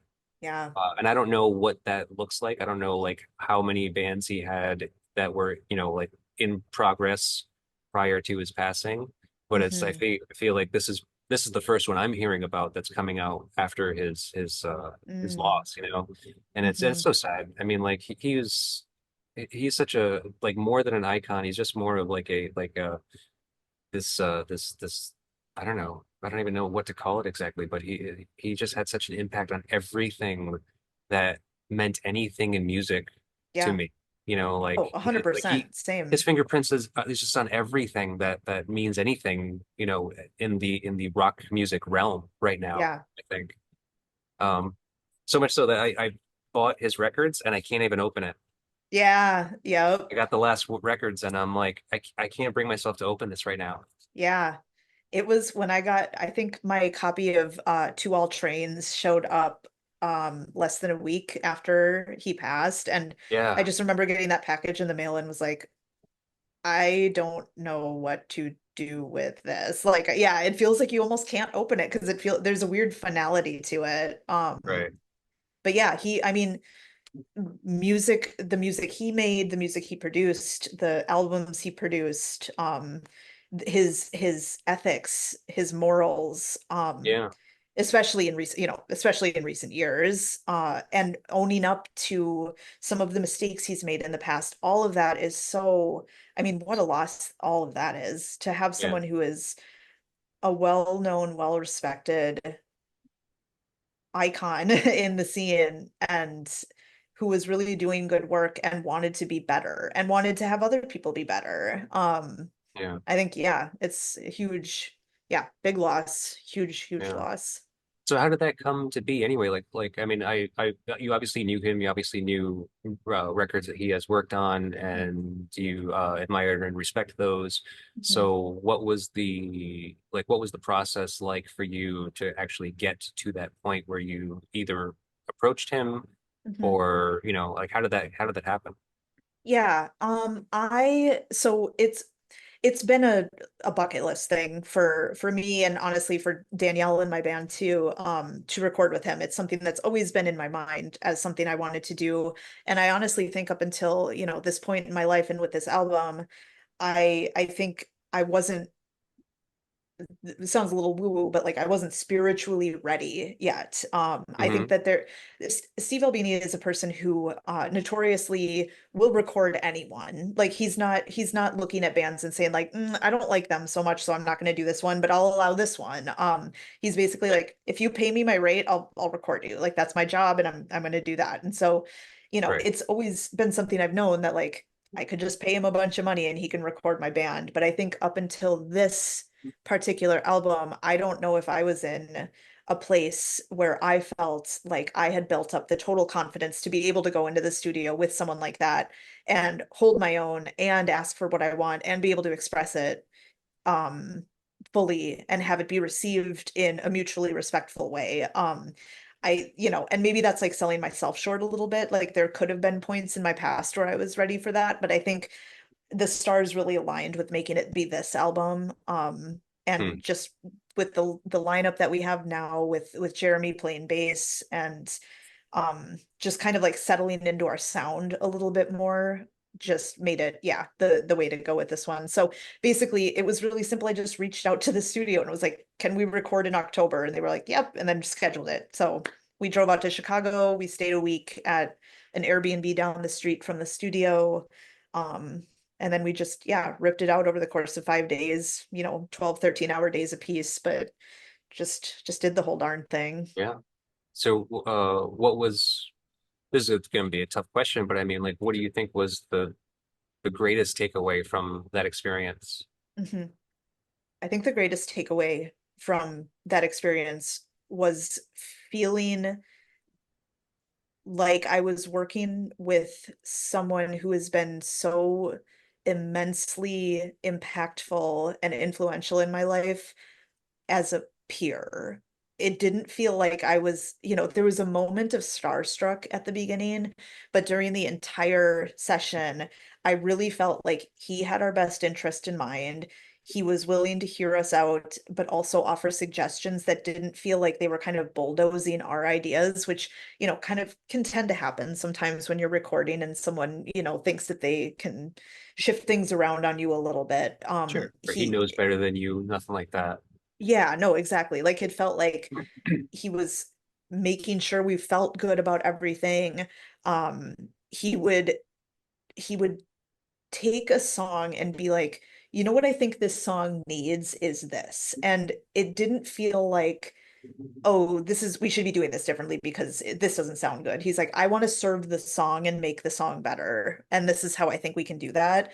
And just working with someone like that on a personal, like two colleagues working together way was just like Hmm. awesome. Like that's just everything. It was everything. Like to feel like I wasn't fighting and to feel like I wasn't like too nervous to be able to express, what we needed or that like we we felt like we were imposters or something. Like we just didn't have those moments at all. So honestly, it was like a boost to self-esteem, like a big like like this feels really good for me personally to be in this space and like to be able to do this with this person. And I'm so happy with the output.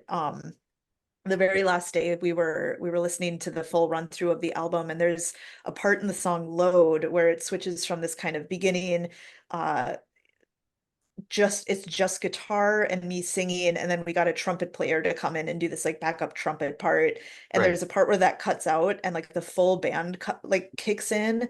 And when we were listening to it as the four of us, my three bandmates and Steve in his studio, and that part kicked in, I just started sobbing. Like it just was like such an emotional release to be like this person in this environment and this experience and like everything all at once was just like so just everything like overwhelming. And then to hear the song the way it sounds, knowing that like I wrote that, is still really special despite having written 12 albums in my life. Like that still had Right. that huge like, oh my God, we did it, kind of feeling. So yeah, Yeah. it was pretty That's cool.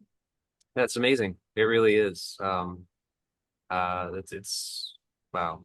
it's just such a weird experience. I mean, it's just going to be something that's going to be with you forever, I'm sure. Yeah. And Oh, 100%. Yeah. so I have to like speak for you. It's just like you must be so thankful for being able to get that experience before he left this earth. Yes, 100%. I Yeah. just, yeah, such gratitude to be able to do that. I can't even really put it into words. Yeah. Right. Okay. All right. Well, we won't, beat that dead horse then. That is the worst pun ever. I'm like, I all right. get it.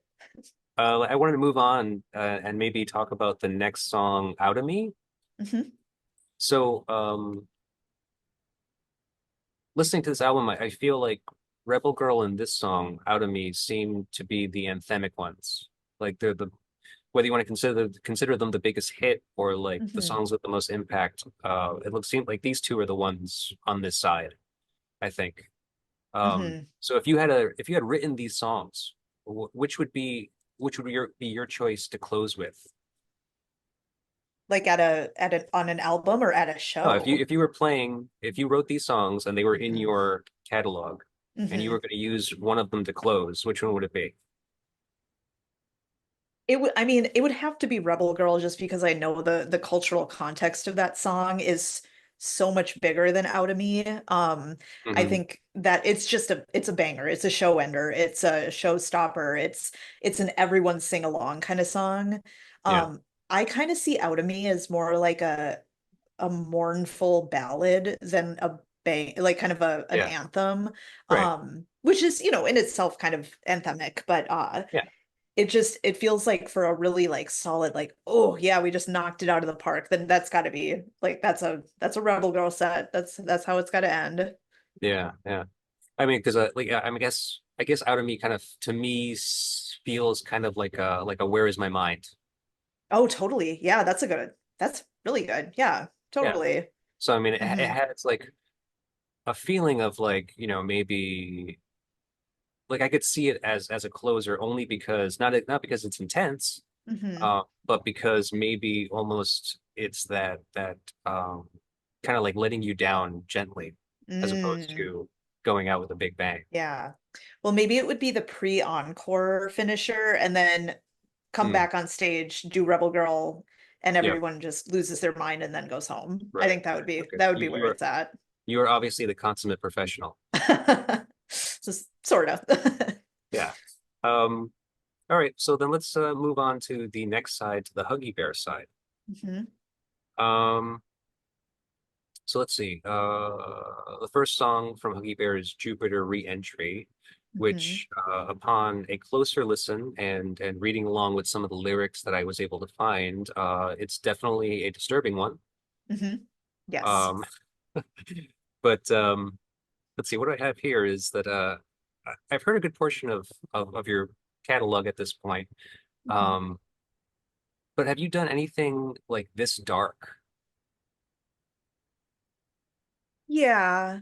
I think, I'm referencing those lyrics right now as well. Oh yeah, it's pretty bad. I mean, this dark. Because even musically, like lyrically, it's certainly dark, but I mean, I think Mhm. musically, it's got a very I don't know if like a minor tone is the appropriate description, Mhm. but I mean, it definitely has a eerie feel. It's almost sinister, right? Yeah. Like it kind of has this creepy guitar part, like creepy crawly guitar part. Mm. But almost there's something about honestly, this whole side of the album, there are kind of these like weird shoegaze elements that kind of pop in and out. And I think this song kind of has that in there too, where it's almost like this wash of noise and like slight drony, but like also with, still chords and melodies and stuff like that. But content to music, yeah, this is a pretty dark song. I think I certainly have songs that are dark like this, but not in the same way. I think that there Yeah. are, looking at the lyrics to this feels like you could kind of guess what what this song is about. Like maybe it's not like a perfect like explanation, but you get the general idea that there's like some pain involved, some history involved. Um, Right. and so, I don't think that those are things that I would shy away from writing, but I don't even know if like any of my lyrics you could point at them and say like this is the disturbing lyric right here. Sure, sure. I think maybe I could, but I don't know if, you know, the average Joe listening to our album I would couldn't. necessarily be able to. Yeah, I there wouldn't you be able go. to. Yeah, Yeah. the average James. Yeah. Yeah, that's right. Today I listened to Cadet, the Hmm. album that Cadet put out. So that was the only example of like there was a song on that album that I was just like, this is probably the darkest I've heard Mm. Laura get so far. Yeah. And that Yeah. was after listening to Baby Guts, your solo record. I was just like, as far as the feel of this song is concerned, I'm not saying lyrically, Hmm. there was something on there that was pretty dark. Yeah. I was in a very bad relationship and like social and mental health place during that album. Oh, And okay. so that does not surprise me that there would be a really dark one on there. That was a pretty yeah, that was like an actual like, oh man, I am like in my feels in this album in a Okay. way that I don't think the other ones have really gotten into quite so dark territory. That's probably the Hmm. darkest one right there. Okay. Well, Yeah, I picked up on it. it I works. was I was Yeah. looking for it. Yeah, yeah, totally. Um, let's see. So, I mean, that's all I have for that song. Mhm. The next song I have anything for is Below Dry. Okay. So I have this quote from Gordon Mokes. He was a member of the band Block Party. Oh, sure. So he wrote an article in The Guardian that was called Huggy Bear: A Tribute. So it Hmm. was all about his experience with Huggy Bear, I guess. So it says, Hmm. quote, "It was so simple, so ugly, so daring.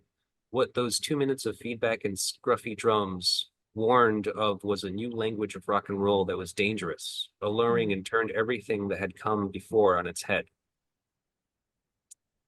Hmm. So my question for you is, what could you hope some might say about your new album, Colossal? Cool. Uh, hmm. Well, clearly that it's big. Yeah. Um, I think, something about how it's able to touch on a lot of different elements without feeling like it's just a kind of like an idea dump, if that makes sense. Like I Hmm. think having a range on this album in terms of like heaviness and softness and poppiness and inaccessibility, um and I think someone noting that I think that would be a good thing to pick up on with this album, because I really do think we hit a lot of different musical part points with this Yeah. album. Our next single that's coming out this week is called High Pile, and that's the one that's it says the word hallelujah in it. That's the one that people can reference by the lyrics will go to waste while singing hallelujah.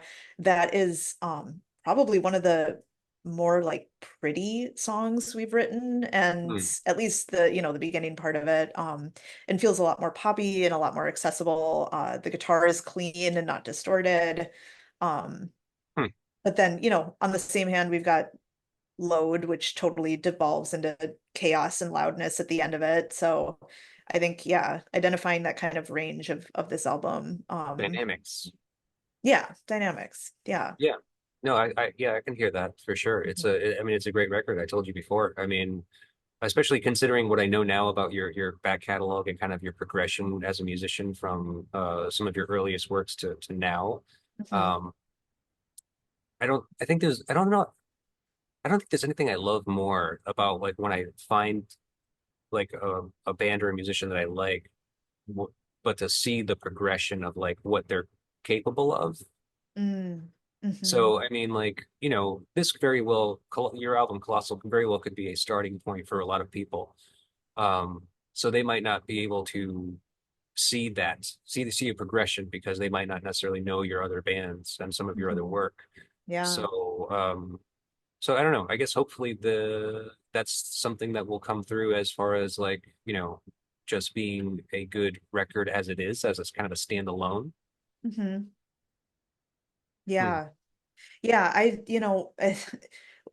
I don't know if when you were looking at Baby Gut stuff, if you came across this at all, but we are on TikTok a lot. The Still? kids, What? the Oh, they kids, use your music. they use our music on TikTok. Oh, Yeah. okay. And so it'll be like these cool young goth punk kids like doing a like get ready for me, or get ready with me video for the day, and they like put on their makeup or like try on their outfits or whatever, just with like baby guts in the background. And I just like, to me, I don't have TikTok. I didn't know about this until my drummer Danielle showed it to me. Just the huge array of these like weird cool kids Uh-huh. with baby guts on their TikToks, and it just, that's everything. Like if that's who is following my music, if that's who finds me, like those are my people. That's who I love. That's who I want. I love the freaks. I love the ones who don't totally fit in. I love the queer kids who are, wearing huge, eyeliner and shaving their eyebrows off. Like those are just like, the gratitude I have for them finding a project that I had almost 20 years ago and relating to it is Mhm. just, that's everything. That's all I ever want out of playing music is people like Yeah. that to feel like they're seen and that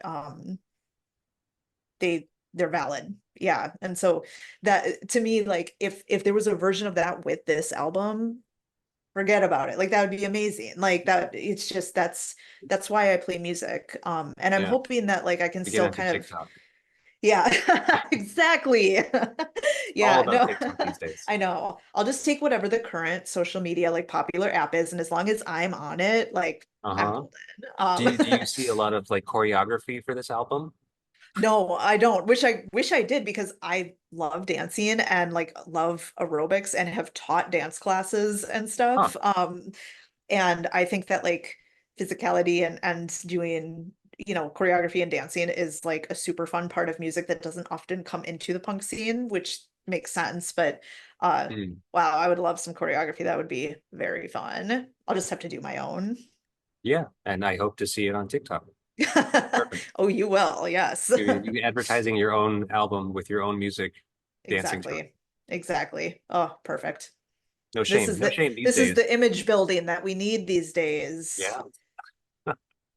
All right. So let's see. After that, the next song from Huggy Bear is a new song. Hmm. No idea what the song is about. Uh, Hmm.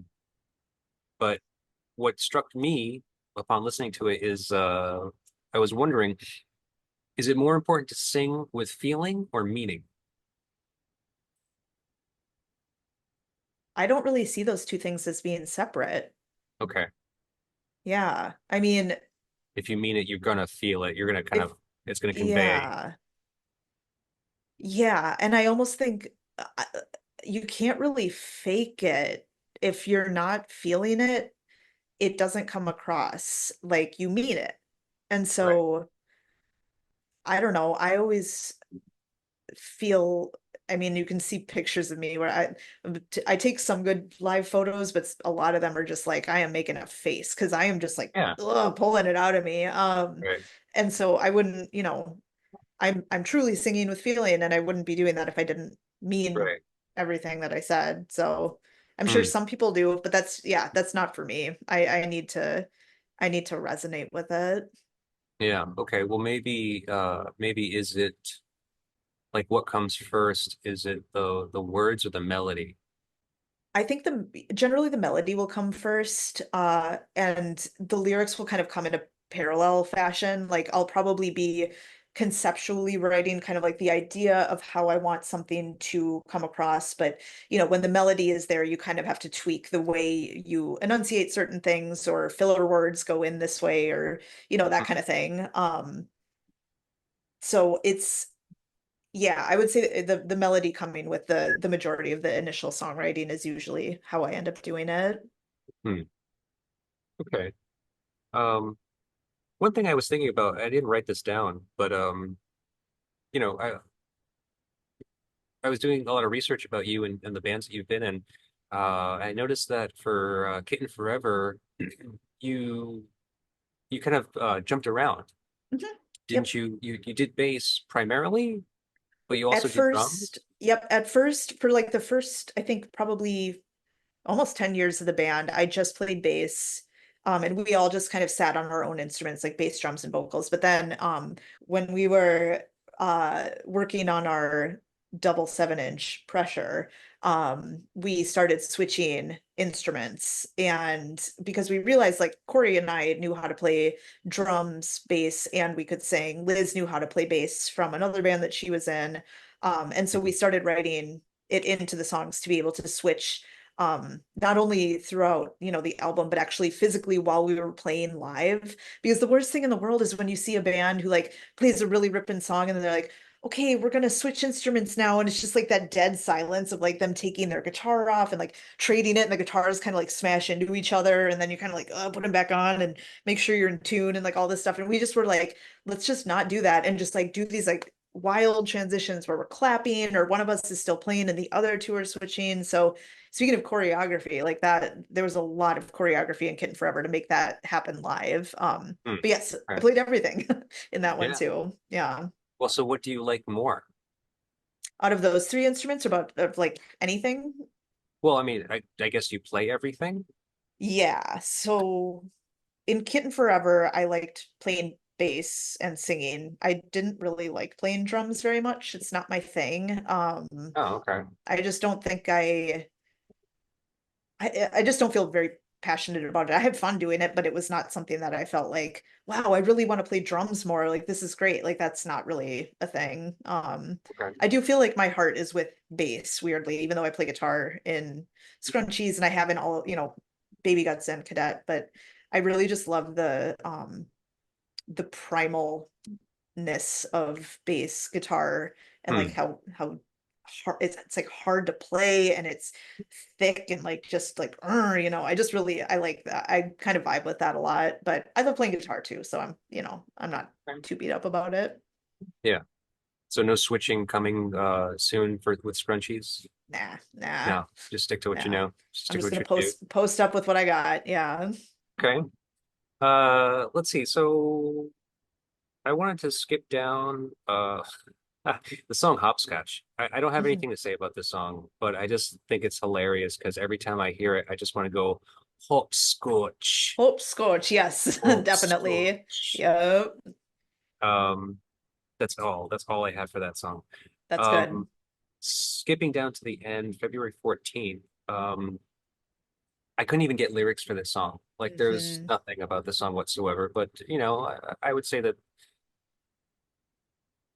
there was something that I noticed about it by listening to it was that it seems that like the beauty of having male female vocal dynamics in that band was that in this song they actually uh kind of like wrote out an argument like a domestic abuse Hmm. situation, like where they're Yeah. just like insulting and like just hating on one another. and, Hmm. and it's just Yeah. it's really funny to hear them say these things. Like some of the things they say are just kind of like humorous, but I mean Yeah. like I understand that from like maybe the feminist perspective that the song is coming from. It's much more serious than that. It's kind of maybe more of a kind of a cultural criticism on that situation. Hmm. um Hmm. but it is hilarious. Yeah. Yeah. It's a clever thing to put on an album, honestly. It's yeah, like you said, it's pretty intense. It's a statement to put something like that on there. And I because there's such an impossible band to figure out, what were you saying with that? Like what is your intention with this one? You can Hmm. kind of just pull from it what you get out of it, whether it's like a cultural critique, whether it's a feminist sort of retelling of this sort of narrative.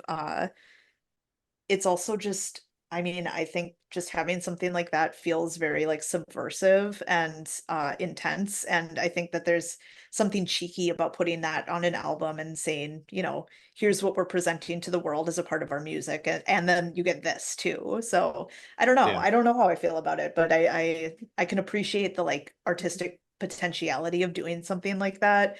And I think, Yeah. there's still a lot of I think uh Kendrick Lamar just released an album last year that kind of had the same, domestic kind of fight track on it too. And so Okay. that's not something that it exists in this sphere of 1994 punk bands or whatever. So Right. yeah. Yeah, there was something I thought about by the time I got to the end of this record, which was I thought this song was so energetic and powerful, and even that I feel Huggy Bear outdoes Bikini Kill in a way. Like I think Mhm. between the sides of this record. Not to discredit Bikini Kill. I mean, I think that what they do is different, and I think that it's Mhm. equally powerful and resonant.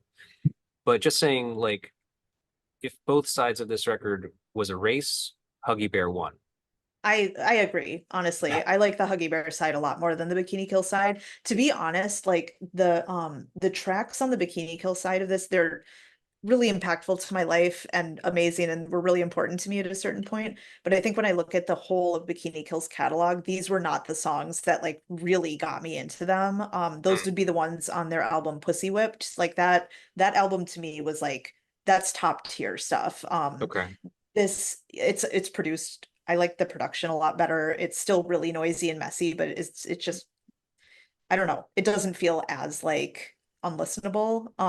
Yeah. Okay. I I don't know if I would be able to listen to this Bikini Kill side anymore at this point in my life. I mean, I would just, because I could do a deep dive exploring it again as an adult, but it's it served a very specific purpose for that time in my life and for a lot of other people's times in their life. It impacts different people different ways long term. But I think for that side, it's not something where I'm like excited to listen to those songs a ton anymore. Yeah. Okay. But the Huggy Bear stuff, I kind of feel like I could just that's to me, that's just I could always listen to that. Like it feels like a little timeless. It feels clever. It feels unique. The vocals are cool. The way the drums sound is amazing. Like Hmm. I love the recording quality of it, even though I know it's not good. Yeah. Yeah. I Okay. think that I agree. That gets my vote out of the two sides of this one. Okay. Um, Something else about this record and maybe the Huggy Bear you know, influence over it is that what led me to believe, like to even say that the Huggy Bear side just seems like it's kind of more interesting and kind of like more energetic is like I think it has something to do with the fact that Huggy Bear has more voices backing them. Yeah, totally. Um, and I was wondering, like, is that maybe that was something that influenced you? I'm not sure if you're like you're conscious of that or aware of it, but like, is that why you usually have other leads or backup on on the projects that you work on? There's usually always like it seems like there's always like kind of two lead singers for the most part. Yeah, I mean, yes, I really like having more than one vocal on an album, and I'm really lucky in that all of the bandmates that I've had are really good at being my counterpart of my my voice. I think even Taylor in Baby Guts, the way he screamed was really complimentary to the way that I screamed. Hmm. Kitten Forever, we obviously really, knocked it out of the park with the cheerleader kind of, Riot Girl vocals and all fitting together like that. But then Danielle is like actually just an incredible singer. Like she's maybe more technically proficient than I am. She is at music too. She's a really good skilled musician in those ways. But I love the sound of her voice and the way that it sounds with my voice. And I think, yeah, having bands like Huggy Bear who really layered those things expertly is really influential to how I was, how I approach writing songs and having more than one vocal on them. Hmm. Yeah, because I find it to just have so much more power. It's so much Mm, more exciting, you know, I and think so like too. yeah, because Plus, it's there's so much. just I guess there's so much you can do, right? yep.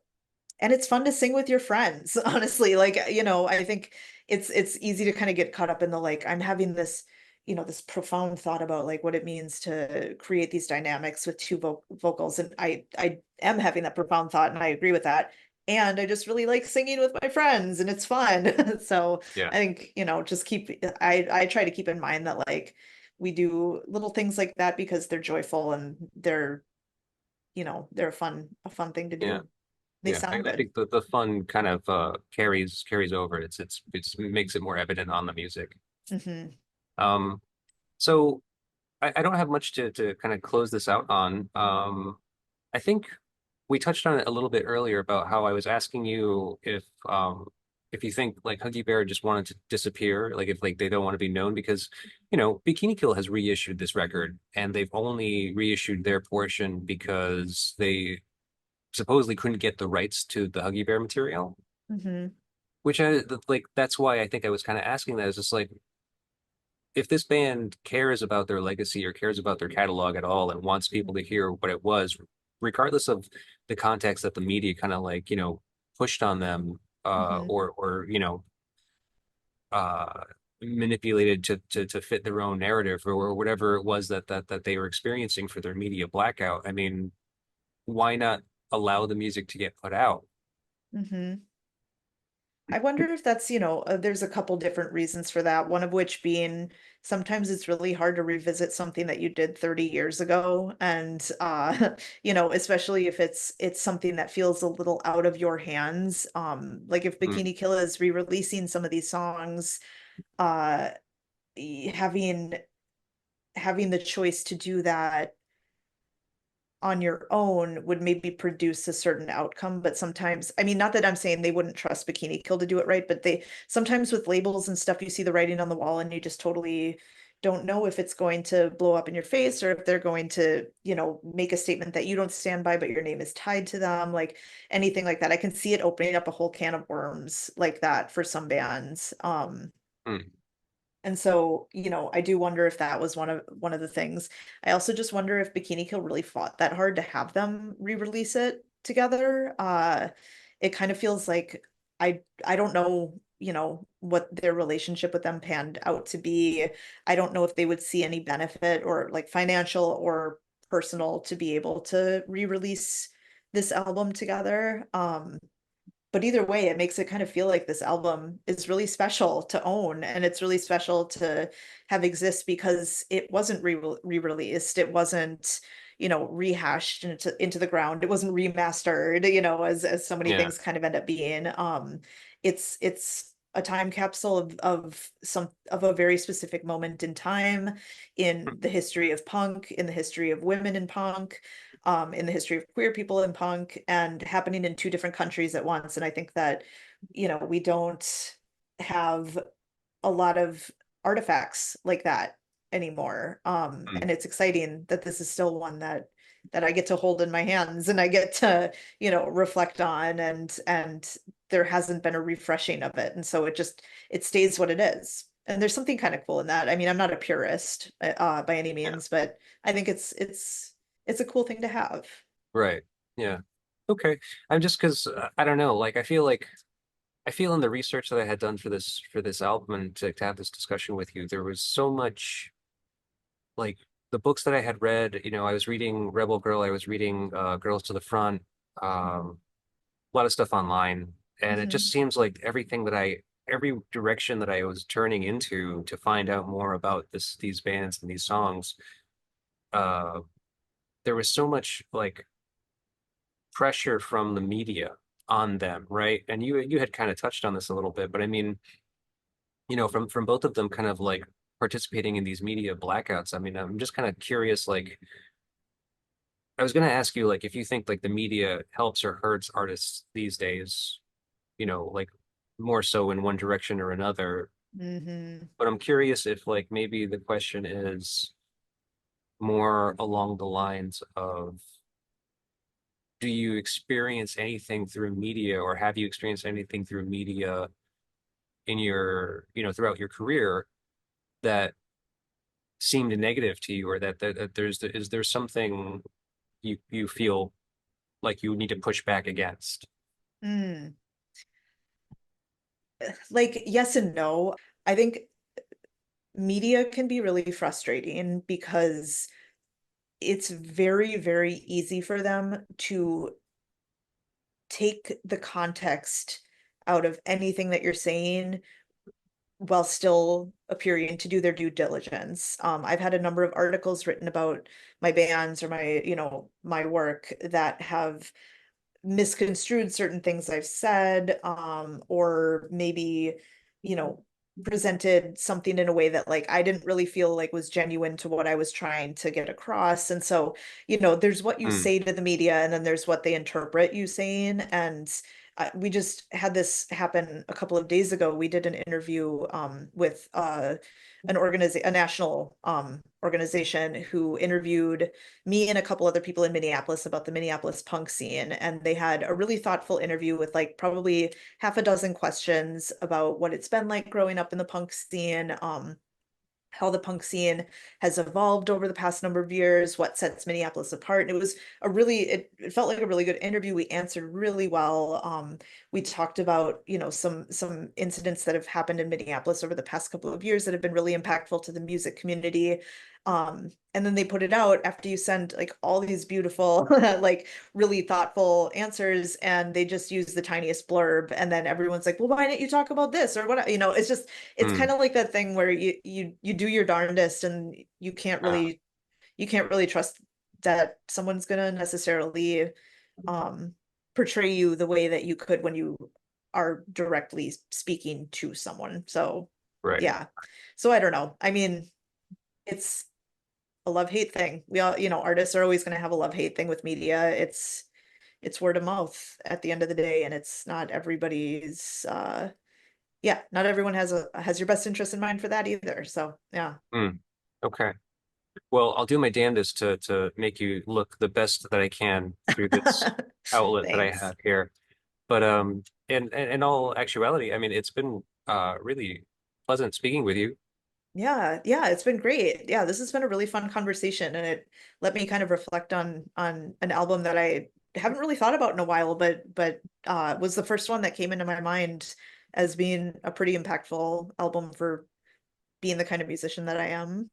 Yeah, I mean, I think I can see a lot of the connections for a number of different reasons. I think it's I kind of have to pat myself on the back every now and then when I can, when I start to hear it, like I think that we've obviously been over the course of this conversation acknowledged some of the connections that I was kind of noticing as I was like listening and reading and stuff. So I think that it was a good choice for that Yeah. reason because it obviously it had to have a pretty profound impact on you. Yeah. So And I'm appreciative that you saw that. I think, that's it isn't the most blatant thing laid out right in front of you, but and I know I gave you a tricky one. I know it's like even hard to find the music for this online. None of Huggy Bear's stuff is streaming anywhere. yeah, not You really. It's probably just found on it like on YouTube. YouTube. Yeah. Yeah. Um, so yeah, I kind of appreciate you going down the rabbit hole with me on this weird kind of pseudo obscure Yeah. No, punk no rock problem. I mean, artifacts. it's fun. It's fun to a degree. I mean, it was stressful because I definitely, kind of hold myself to a certain standard where I'm just like, I'm very scared to try to have this conversation right now. But no, but it turned out great. And it's Hey, so nice to get to that's meet you. punk for you. You got to just try it and make it happen. But yeah, it was That's really great to meet you too. This was fun. yeah. So I see that you're going out on tour soon. Yep, yep, we are So a going short out one. east. Yes. 2 weeks actually. We got the rest of the dates pinned down. So we are Oh, going to okay. be um going through Chicago, Philly, Pittsburgh, Richmond, Virginia, Louisville, Memphis, St. Louis, New York City, uh Philly, if I didn't already say that. Hmm. And I think that's it. Yeah. So we're Okay. doing a 2 weeks kind of out to the East Coast and back again. Oh, in Kansas City as well, and Madison. So yeah, Oh, okay. we're gonna be out on the road in a at the beginning of September. Okay. I know that like feminist, loud, angry punk isn't everybody's cup of tea, but I like having conversations about it, and I'm appreciative that you were willing to go down that road too. Yeah. No, no problem. It scares me. It scares me a little bit. I Yeah, get that's intimidated. okay. It's Yeah. doing its job. Yeah, exactly. Yeah, yeah. The women win again. That's right. Yes, I will cower in fear. I will, and Perfect. respect. Then my job is done here. All right. Well, thank you so much, Laura. Thank you.